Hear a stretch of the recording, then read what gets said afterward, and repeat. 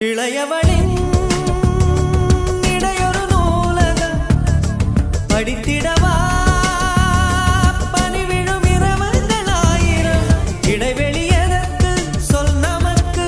உன்னாடம் ஒரு முறை விடுமுறை எடுத்தால் என்ன என்னை தீண்டக்கூடாதென வானோடு சொல்லாது வங்கக்கடல் என்னை ஏந்தக்கூடாதென கையோடு சொல்லாது புல்லாங்குழல் நீ தொட்டா